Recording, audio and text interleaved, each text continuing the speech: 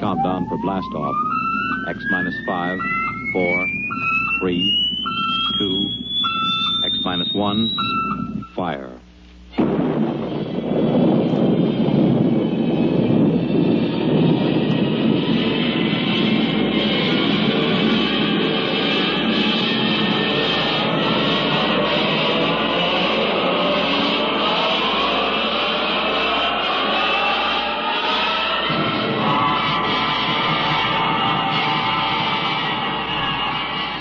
From the far horizons of the unknown come transcribed tales of new dimensions in time and space. These are stories of the future, adventures in which you'll live in a million, could be years, on 1,000 maybe worlds. The National Broadcasting Company presents X minus 1.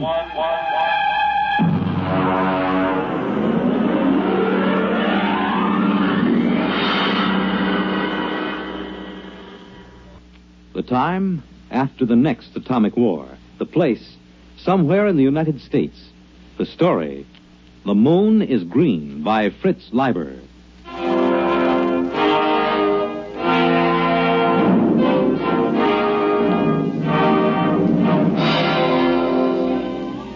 The moon was green. Green as emeralds. Green as leaves. Green as grass. I reached my arms toward it and let it bathe me. I closed my eyes and let it kiss me. Effie? Effie, where are you? Oh, dear Lord, he mustn't see it. It's so beautiful, and he always kills beauty. Effie! In the bedroom, Hank. Oh, I've got to close the shutters before he comes. Mustn't. Effie! What the devil are you doing? Close those shutters, you fool! Come away from there. You're trying to destroy yourself and me, too. You know those shutters are not safe to open for another 5 years. I only wanted to look at the moon. The moon? Here, count yourself for radiation. You know what the Central Committee would do to you for breaking the lead shield? Kill me.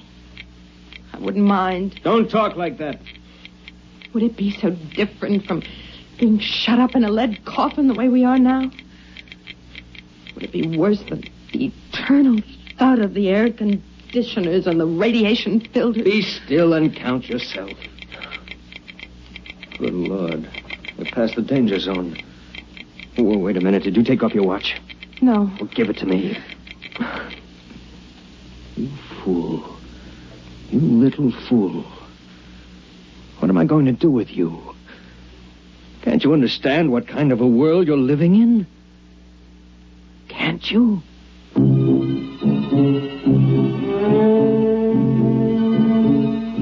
Oh, yes, husband.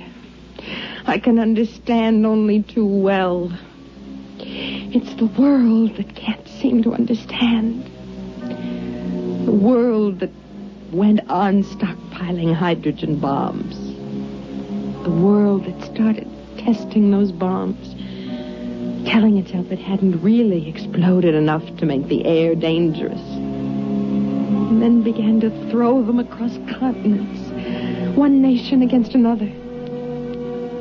It lasted about 2 months. And after that, the fury of doomed men who thought only of taking with them as many of the enemy as possible. After the fury came the time of terror. Men and women with death sifting into their bones and through their nostrils, fighting for bare survival under a dust-hazed sky that played fantastic tricks with the light of the sun and the green light of the moon. The only chance for existence was to claim one of those underground radiation-shielded places. They went to the strong. And afterward, the waiting behind the lead shields. The endless, interminable waiting. You understand, I suppose, that we were allowed to reclaim this ground-level apartment only because the committee believed us to be responsible people? And because I've been making a darn good showing lately. Yes, Hank, I understand. It's a privilege to have some privacy, you know. I could send you back to the basement tenements. Would you like that? Oh, no. Oh, no. Anything rather than that bedded huddling and that shameless communal sprawl. Yet is this really so much better? Being on the surface is meaningless. It only tantalizes. And yet... Well? No, Hank. I don't want to go back underneath. Well, then try to behave yourself. Coming up through the tunnel just now, I decided I'd better talk to you. Frankly, Effie, the committee's beginning to be a little concerned about our lack of children. Oh. Charlie Baker asked me this morning if I'd like my name put on the list. You're a free woman. You needn't bother. What do you mean? I mean, we're going to have a baby. What? Effie, are you sure? Yes. Effie, that's wonderful. It's magnificent. Do you realize what this means to my rating with the committee? You know how important it is to the community to raise healthy members for the day when we can resume the surface war. Yes, I've heard the broadcast. We'll announce it at the meeting of the junior committee tonight. Tonight? Well, you hadn't forgotten about it, had you? It's the annual banquet. Now, you brighten yourself up and put on your best dress. I want the other juniors to see what a handsome wife the new member has got. What's the trouble now? Well, I'm terribly sorry, Hank, but you'll have to go alone. I'm really not well. There you go again. First the infantile, inexcusable business of opening the lead shutter, and now this. Don't you know what this could mean to my reputation, Effie? I'm sorry. You're coming, Effie. This is just neurotic pampering. Hank, I'll just be sick and you wouldn't be proud of me at all. Now, listen, Effie. Tonight's too important. It'll cause a lot of bad comment if a new member's wife isn't present. You know how just a hint of sickness starts all kinds of rumors about radiation disease. Now, what do you say? No. Effie, you're going. There's nothing wrong with you if I have to... Hank, you're hurting my arm. It isn't good for the baby. The baby? I'd almost forgotten. Oh, no, we have to be very careful. I suppose if I explain to them you aren't there because of the baby, it will make a difference. Yes, I'll just stay here alone till you come back. When will you be back? Well, those things usually go on pretty late. So if you're expecting company, you needn't worry. Hank? Yes, Effie? Do you remember when we were first married? Of course I remember. You liked to go skiing, remember? You said it was like feeding a hunger for beauty, being up on a mountain covered with snow. What are you talking about? You've forgotten. I haven't forgotten. I have just as much desire to get outside as you do, but I know there's no chance for me. I've got to see that my children and their children survive to see the sun again. We've got to behave like adults. To make sacrifices, we've got to keep the strain pure. Hank, what do you suppose it's like for them? For whom? The freaks and the mutants, the outsiders. What do you know about them? I remember some of the pariahs. They were hairless, cringing creatures with radiation welts all over their bodies. They came begging to be taken in during the last months of the terror. The committee ordered them shot down, just like dogs.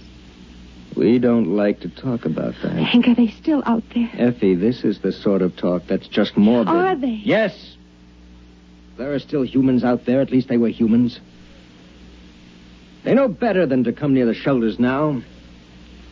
Poor creatures. I can't stand here discussing this nonsense all night. I have to get going.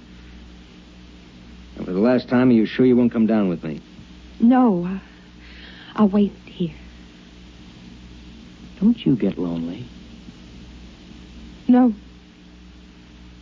I was talking to Jim Barnes today. He told me he wasn't going to be able to make it to the banquet either. Touch of the old flu, he said. That isn't like him, is it? Effie, are you listening? What? You remember Jim Barnes, don't you? He used to be sweet on you, said you had the soul of a poet. Well, yes, I remember him. Why? Never mind. Well, I guess I got a bit sharp with you. I'm sorry about that. I was excited about being made a junior and the baby and all. Selfish of me. I apologize. As you get to bed early, I'll probably go over to the men's dorm for a while after the meeting. You'll be completely alone for the next 4 hours. Do you mind? But... Oh, no. Good night, Effie. He looked at me strangely, and then his features returned to their usual, harder, more calculating expression. Was it possible that he had sensed my very dream? Had it been a dream? Oh, it must have been. It wasn't possible that it had really happened. Oh, it had just been an illusion, a silly projection out of my starved romantic imagination. I waited until Hank's footsteps vanished down in the tunnel. And then I waited until I heard it. No, it isn't possible. There's nothing out there. Nothing but deformed monsters. I mustn't open the shutters. I mustn't. Oh, dear Lord, I've got to know. I've got to know. I've got to...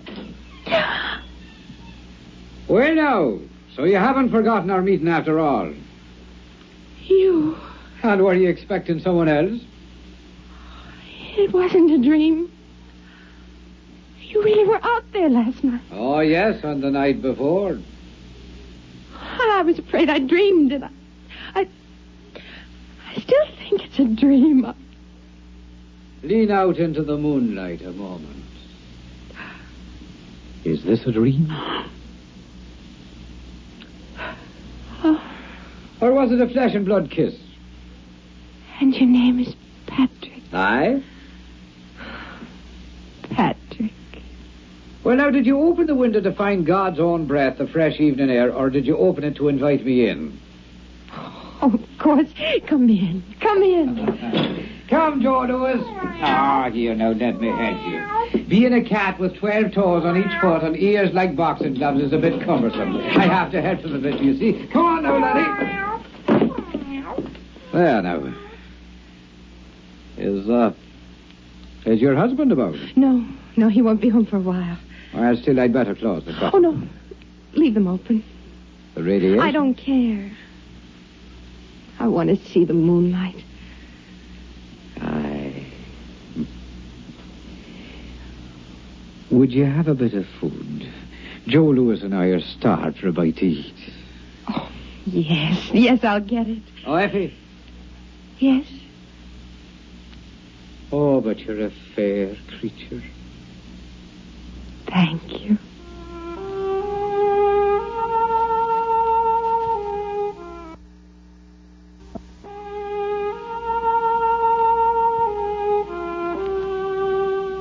His face wasn't horrible at all. Only thin and sensitive and terribly sad. And there were no radiation welts or scars on his skin.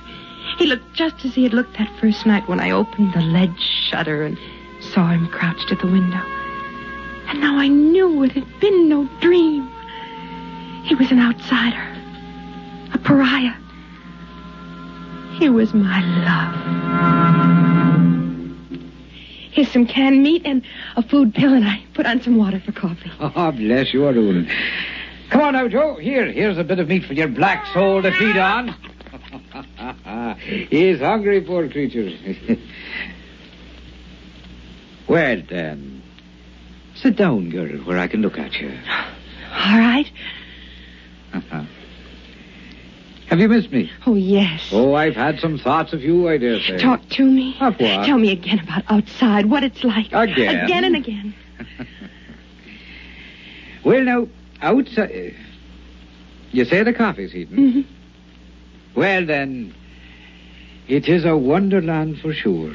More amazing than you and your entombed folk could ever imagine. A veritable fairyland. Tell me the truth about The truth? I am telling you the truth, my love. But the bombs and the dust made only ugliness. At first. But then they changed the life in the seed of them that were brave enough to stay. Wonders beyond wondering bloomed and walked.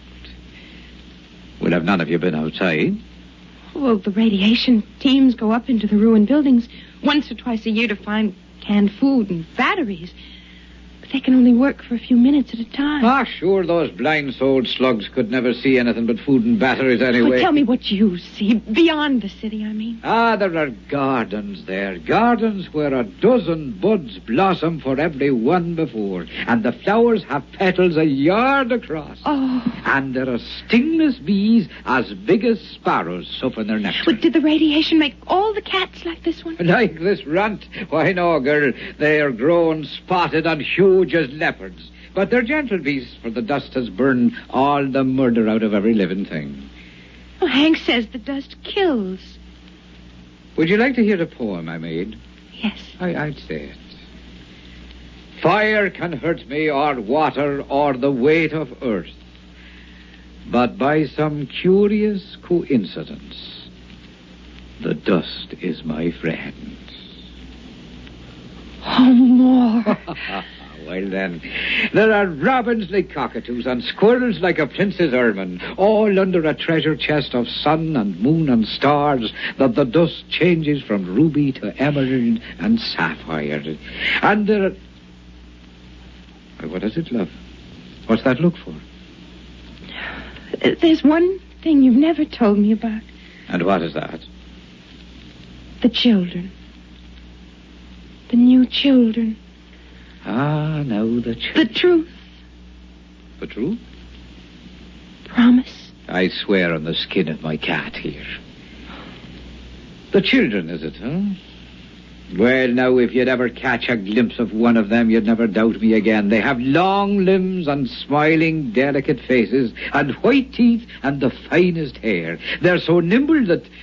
Well, that even I, a sprightly man and somewhat enlivened by the dust, feel crippled beside them. And their thoughts dance like flames. But what's wrong with them, Patrick? Wrong? Nay, love, there's nothing wrong. Different, perhaps, than you, but not wrong. Oh, tell me. Well, then, they do have 7 fingers on each hand and 8 toes on either foot. But they're much more beautiful for it. And they have large, beautiful ears that the sun shines through. So lovely and delicate to behold. How do they behave? Their minds? Not as you and I, perhaps. They play happily in the gardens all day long, laughing and finding joy in the simplest beauty. Are they defective?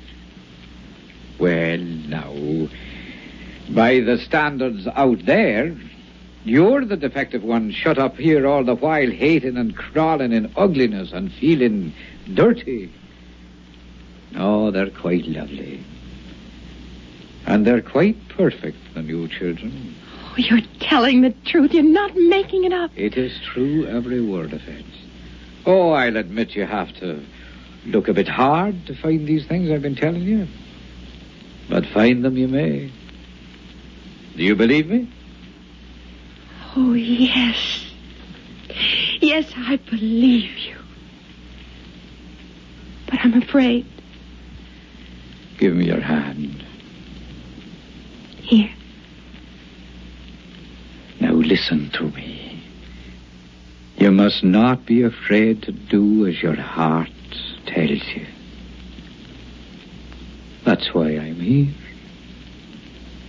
Oh, Patrick. Patrick. Don't either of you move. Oh, Hank, Stay there or I'll blast both of you. Hank, Carrying on like this, and not even with a man of the community, with an outcast, a pariah. No, man, I know what you're thinking, but you're wrong.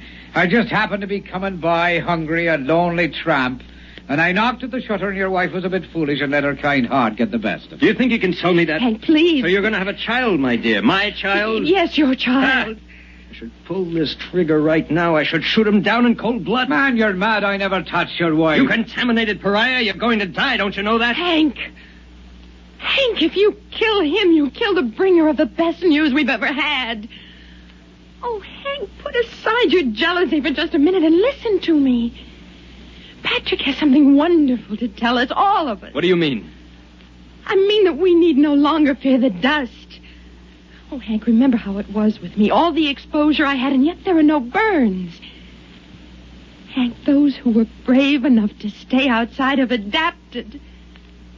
They've become a beautiful people. Did he tell you that? Everything that grew or moved was purified. He filled you with lies so he could take you. No, it's true. The radioactivity is almost gone, burned out. Effie, I've been out there. It's horrid. No. You've been blinded. Blinded to beauty. Blinded to living. Good Lord, you believe it?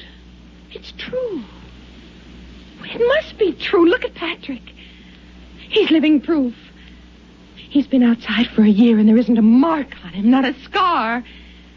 It's because he's brave. And the dust can't hurt the brave. Well, you think that's it, huh? All right, Effie, I'm going to prove something to you. You, Patrick, take this radiation counter. Take it. Very well. Press the button and count yourself. Go on. As you say. Read it. Read it! 1,700. Yeah, did you hear that, Effie? 1,700 radioactives, enough to kill 1,000. Then he's like raw radium. If you turn out the light, he'll glow green in the dark. A week's exposure to him will destroy you. What are you proving, Hank? That he's a freak. A freak! Get away from him. He's destroying you right now. May I shut this thing off now? Patrick. Is it true? Yes, I'm afraid 'tis true. Oh, you do well to cringe, both of you. I'm living death. I'm death itself. As your husband so wisely said, I'm a freak.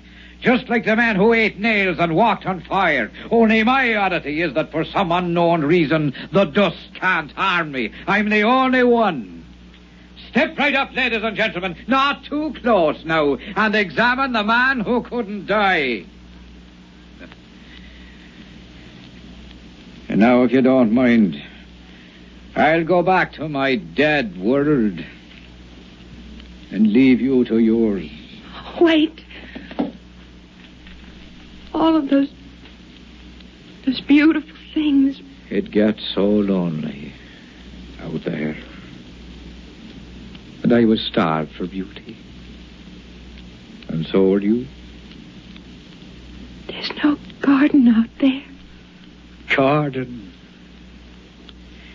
Listen to me, the both of you. What is out there is more terrible than either of you can imagine. You're worse than Hank, even.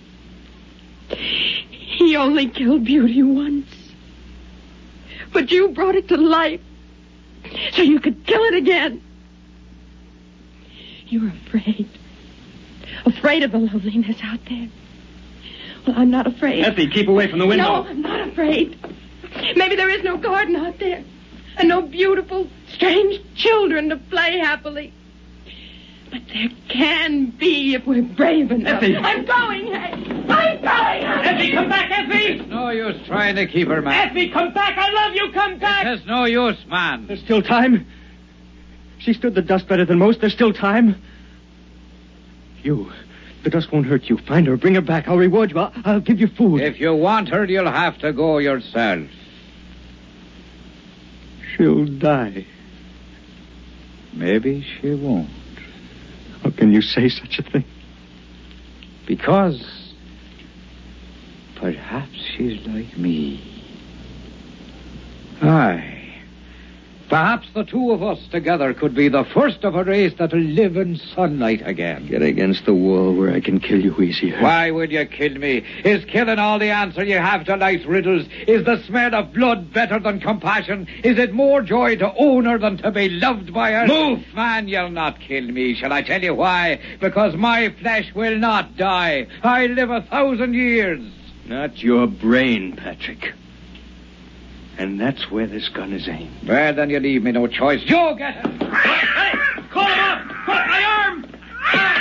Joe! Stop! Well, then I have your weapon now. Out there, you see, we freaks have learned to live together and to cooperate. It's the only way we can stay alive. Oh, I'll give Effie your love. Come on, Joe. Oh, you'd better close the shutters as soon as we're gone. The moon is beautiful. But it's deadly.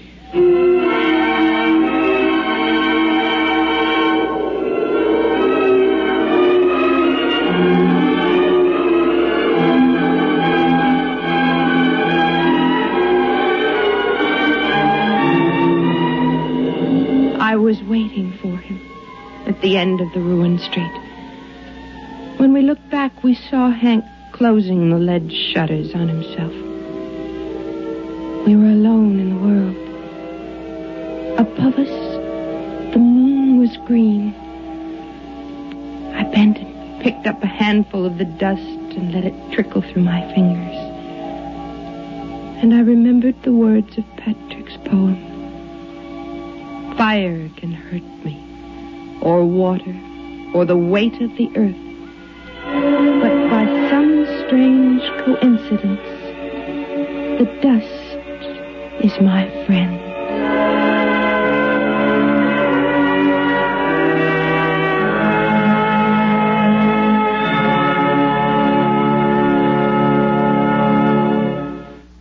Tonight, by transcription, X-1 has brought you The Moon is Green by Fritz Leiber,